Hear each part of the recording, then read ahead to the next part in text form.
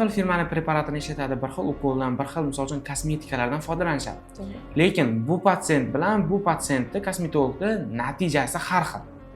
Eng katta sababi nimada? Avvalambor yuzi holatida hammada demak teri turi har xil, yuzini holati, yuzdagi problemasi har xil, qarish morfotiplari degan narsa bor. O'sha holatlarga qaraladi va shunga qarab natija bo'ladi. Masalan, bitta protsedura boshqa odamga tushmasligi mumkin, unaqa natija ko'rsatmaydi. Bu odamga tushgan protsedura, o'sha preparat boshqasiga tushmaydi, ishlamaydi, befoyda. U kutgan natija bo'lmaydi. Shuni biz tushuntirishimiz kerak, yo'nalish berishimiz kerak. Sizga buni o'rniga mana bu protsedurani qilsak, yaxshi natijaga erishasiz. Sizga bu kerak emas, sizga bunisi kerak deb to'g'ri tushuntirish kerak. Avvalambor har bitta patsient bilan biz konsultatsiya o'tkazamiz. Terini turini, holatini, problemasini o'rganamiz, yoshi inobatga olinadi, hammasi inobatga olinadi.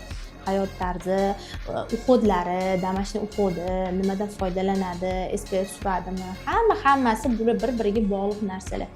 Birinchi o'sha anamniz yig'iladi, patsient bilan suhbat bo'ladi. Keyin patsient nima xohlayapti so'raymiz biz, shunaqa. Keyin biz aytamiz unga. Sizga bu siz xohlayotgan narsa to'g'ri kelmaydi. Ko'pincha ayollarimiz o'rtog'im mana bunaqa oldi, tanishim mana bunaqa olibdi, zo'r bo'pti, yuzi menikini ham shunaqa qilib qo'ying yoki o'zingizniki qilib qo'ying deb kelishadi. Har bir inson teri individual hisoblanadi. Shuni holatni ko'rgan holatda problemani ko'rib o'rganib, kerakli protseduralar buyuriladi. Hammaga bitta narsa tushib ketavermaydi baribir. Ayollarimiz, sizlar o'zingizlarni yuz turi, holatingizga mos kelmaydigan natija ololmaydigan protseduralarni qilishni men maslahat bermayman. Konsultatsiyaga kelganingizda biz yuzingizning holatini ko'ramiz, problemalarni o'rganib, keyin biz kerakli, aynan sizlarda effekt bo'ladigan, natija bo'ladigan kerakli protsedurani tavsiya qilib, keyin ishlashni boshlaymiz sizlarning yuzingizlar bilan.